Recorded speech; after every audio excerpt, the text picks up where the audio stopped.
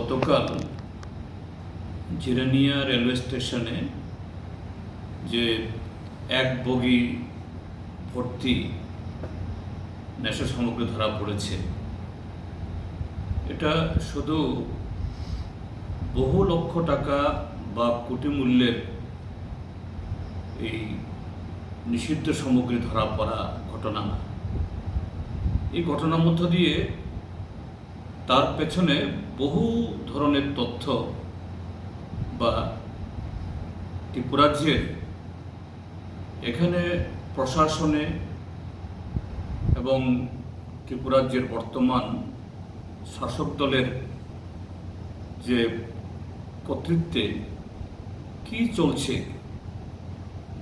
তার বহু তথ্য বা বহু ঘটনা এর মধ্য দিয়ে যে অনুমান করতে হবে। প্রথমত হলো, যারা এটা এনেছে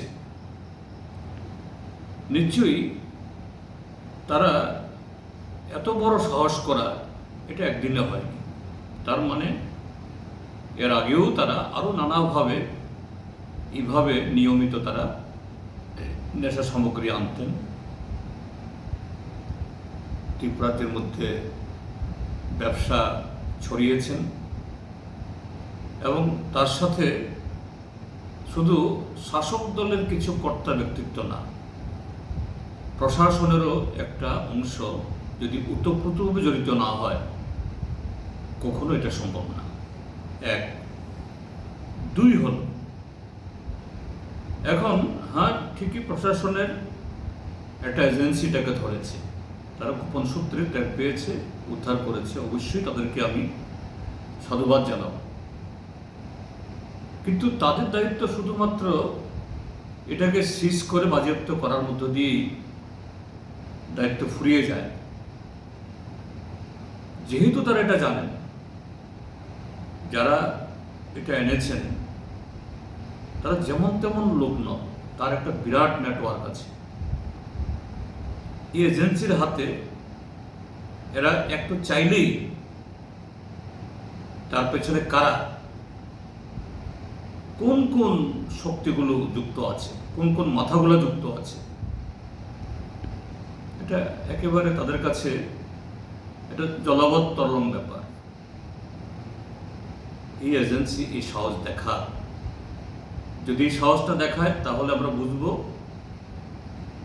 ত্রিপুরাজ্যের প্রশাসনের একেবারে উচ্চ শিখরেও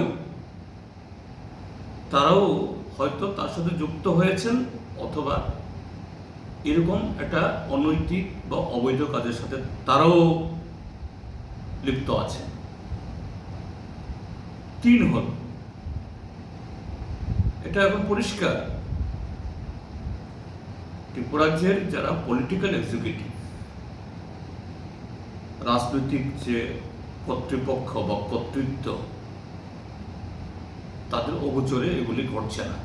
এটা ত্রিপুরাজ্যের মানুষ সবাই জানে, যেভাবে গাঁজার চাষ বাড়ছে, পাচার বাড়ছে, ব্যবহার হচ্ছে,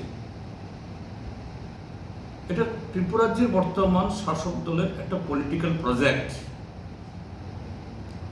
আরএসএস যেমন বলে, তারা ধর্ম বললেও এরা ধর্মীয় সংগঠন না,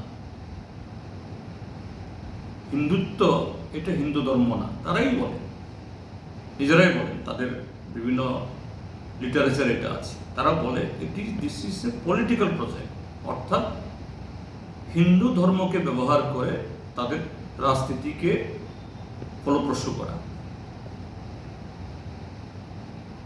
আমি এর সাথে যুক্ত করে বলবো, এই ত্রিপুরাজ্যের নেশা সামগ্রীর যে আজকে রমরমা, এটাও বিজেপি আরএসএস এর একটা পলিটিক্যাল প্রজেক্ট।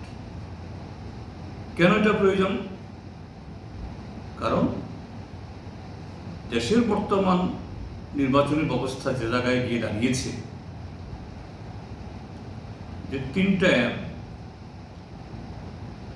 যে মানি, মাসেল আর হলো মেশিনারি, অবৈধ টাকা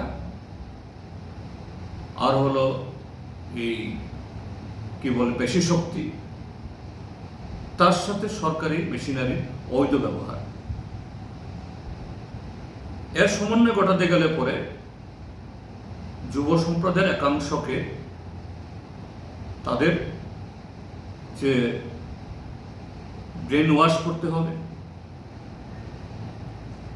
যৌবনের একটা ন্যাচারাল প্রাকৃতিক একটা ধর্ম থাকে, সে সবসময় দেশের হিত, দেশপ্রেম, মানুষের ভালো করতে চায়, এবং যুব সম্প্রদায়ই জাতীয় মুক্তিতে, স্বাধীনতা যুদ্ধে তারাই জীবন দেয়, আত্মবলিদান দেয়। তো এই যুবকদের যদি নষ্ট করা যায়, তাদের চরিত্র যদি ধ্বংস করা যায়, তাহলে কেল্লা ফতে। আরএসএস, বিজেপি এইভাবেই দেশের যুব সমাজের মগশ্বাসকে ধ্বংস করতে চাইছে। এই ত্রিপুরা রাজ্যের মধ্যে তো এটা চরম পর্যায়ে পৌঁছেছে। তো আমি দাবি করব যে রাজ্য প্রশাসন অবিলম্বে কার সূত্রে এগুলো এসছে, এবং শুধু এটা নয়, আরো নানাভাবে তারা আছে, এগুলো বের করো, কুশলব্ধ চিহ্নিত করো, এবং উপযুক্ত আইনে তাদের ধরার ব্যবস্থা করো, যাতে এই মারাত্মক সর্বগ্রাসী এই যে নেশার স্রোত থেকে ত্রিপুরাকে বাঁচিয়ে আমাদের ত্রিপুরাজ্য সমলিত ত্রিপুরাকে আমরা রক্ষা করতে পারি। আর ত্রিপুরাজ্যের জনগণের কাছে আমার আহ্বান, মুখ খুলুন। আর কত ঘরে বসে বসে মনে মনে যারা এর পেছনে, এদের বিরুদ্ধে কথা বলে সময় কাটাবেন? এভাবে তো অবস্থার পরিবর্তন ঘটবে না। মুখ খুলতে হবে, বেরোতে হবে। তাহলেই যে অল্প কজন লোকের জন্য আজকে ত্রিপুরাটা ধ্বংস হচ্ছে, তাদেরকে বিরত করার মধ্য দিয়ে আমাদের এই সুন্দর সমলিত ত্রিপুরা আবার